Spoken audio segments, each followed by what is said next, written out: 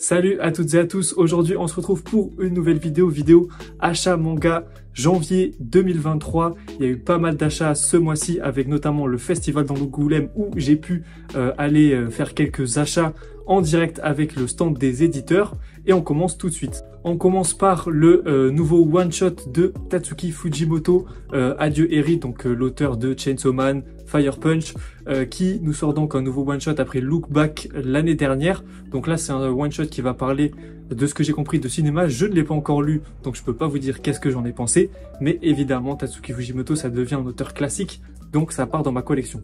On continue avec le tome 6 de Sakamoto Days. Sakamoto Days, ça démarre doucement, tranquillement, classique sur les, on va dire, 3 premiers tomes. Et à partir du tome 4 et 5, ça commence à prendre une autre dimension. Il y a plus de persos, il y a une organisation de méchants qui prend de plus en plus d'envergure, il y a de plus en plus d'enjeux qui entrent en jeu. Et moi, c'est ça qui me plaît dans les mangas, c'est quand on comprend qu'il y a un grand univers avec plein de personnages et tout.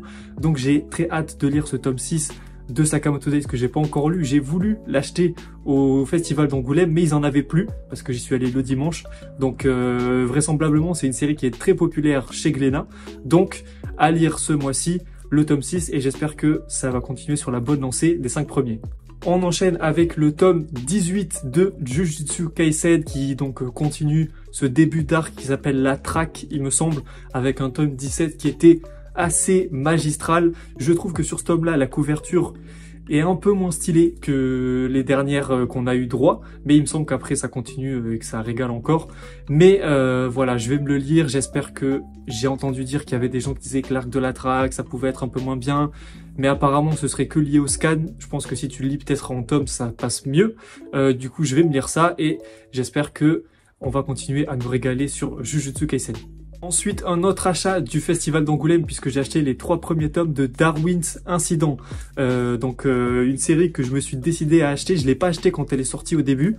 J'ai attendu d'avoir les 3 premiers tomes puisque j'en ai entendu pas mal de bien et j'ai entendu que c'était un peu dans le délire de Hajin, même si c'est pas vraiment la même chose, c'est pas un manga de gunfight, c'est autour d'un personnage qui a un singe humanoïde, etc.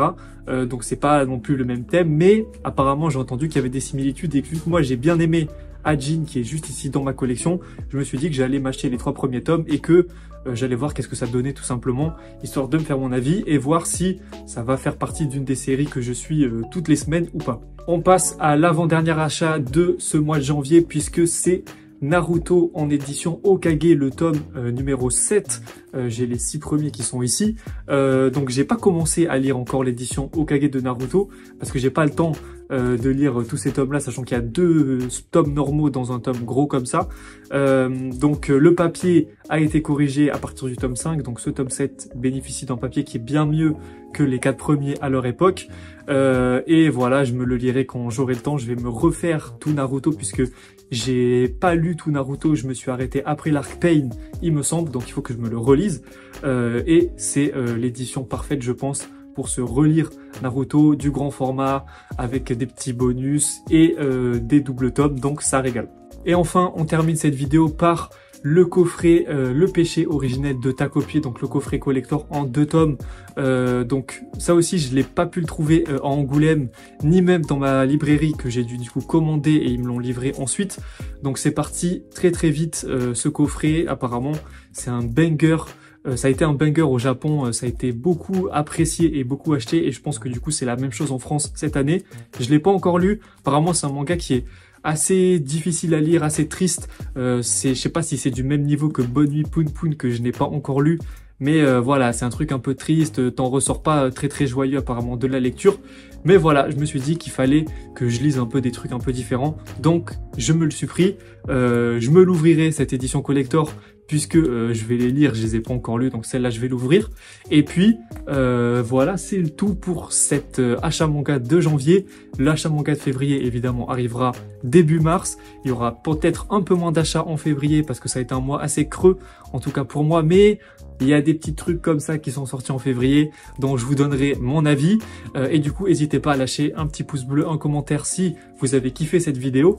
Et nous, on se retrouve pour l'achat manga de février, début mars. Ciao!